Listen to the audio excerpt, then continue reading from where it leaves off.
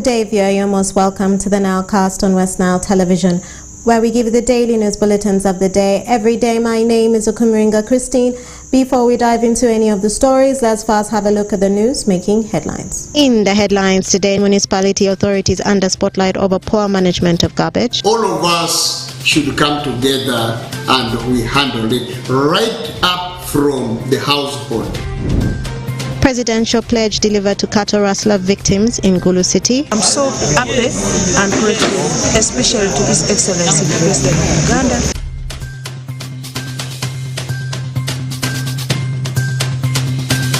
And Zombo District women leaders attain induction training after 5 years of service.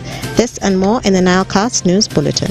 I thought it is important for the Women Council to understand these programs so that they can go and relay them down in the grassroots.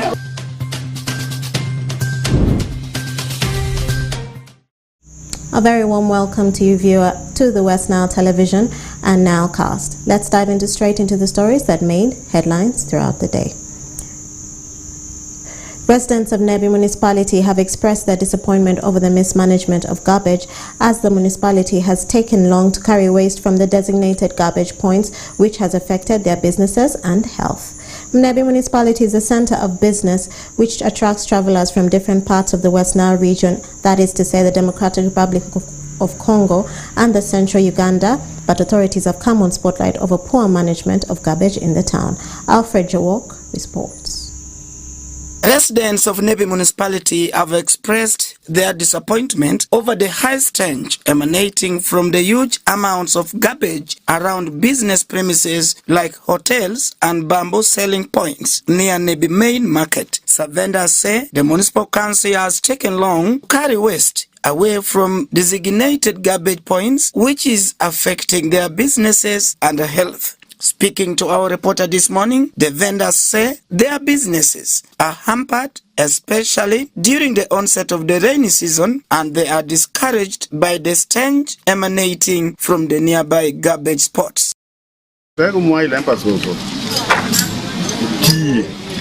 One kakai wa cholo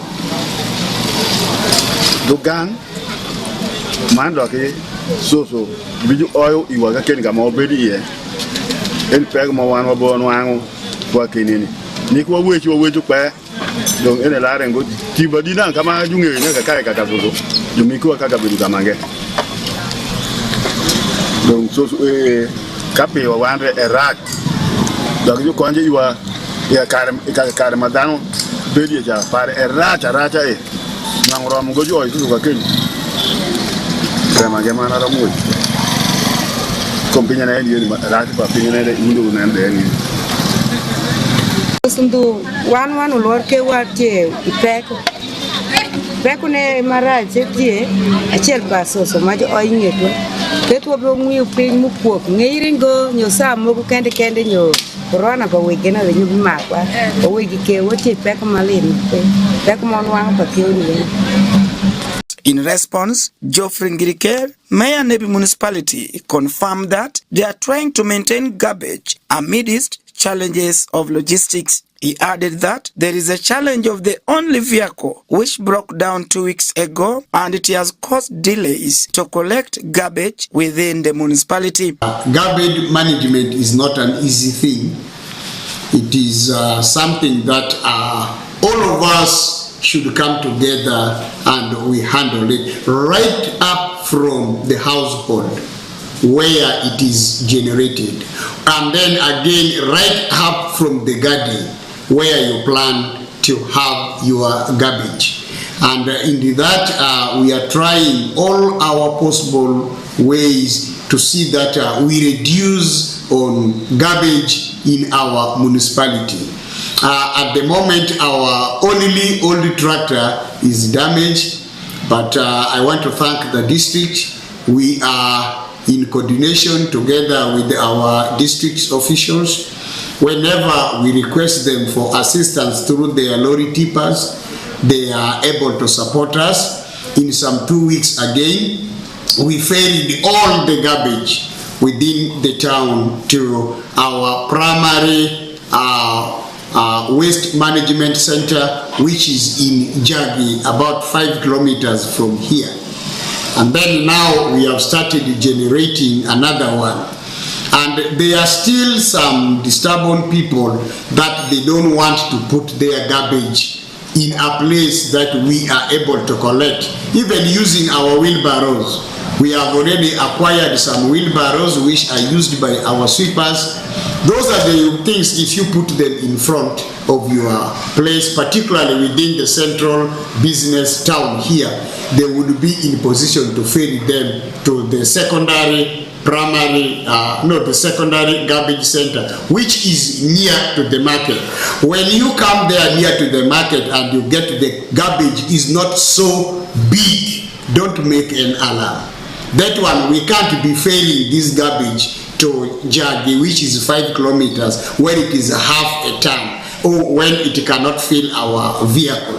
We normally wait until when it is in some number, and then it is transported to there when we see that it cannot cause any harm to the community. Ngiriker advises the hotel owners and other residents to reduce littering in the town, as this puts people at risk. He pointed out areas like the Mail Market and Nebi Pakwach Highway, among others, where traders dump garbage in undesignated areas. Nebi municipality is the center of businesses which attracts travelers from different parts of West Nile region, DR Congo, and central Uganda. But the authorities have come under the spotlight over mismanagement of garbage in the municipality.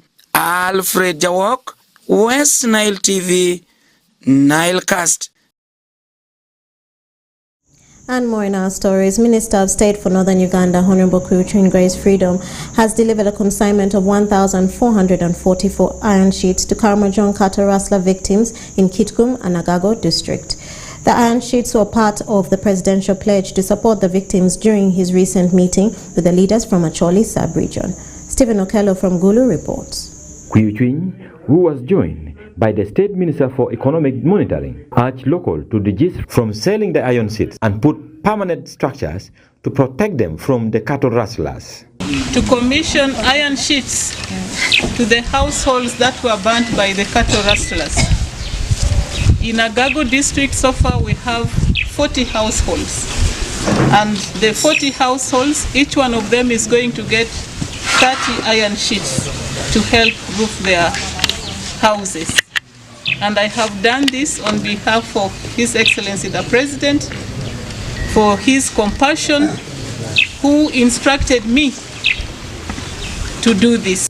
Speaking to the press during the handover of the iron sheets, some victims share their painful stories during the day that left them without all their belongings.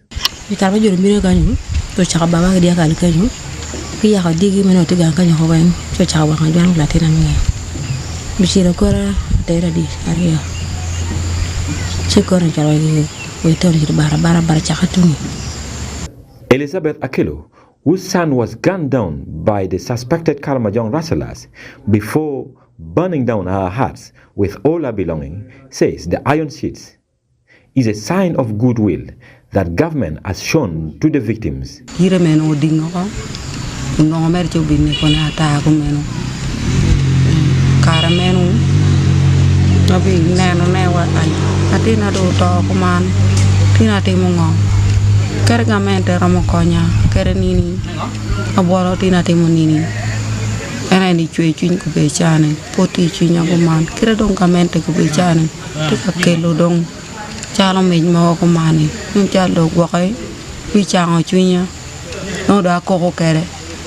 Margaret Lamwaraudwa, the woman member of parliament Kitgum district, applauded the government for showing the goodwill by standing with these victims. She also urges the president to consider fulfilling the remaining pledges.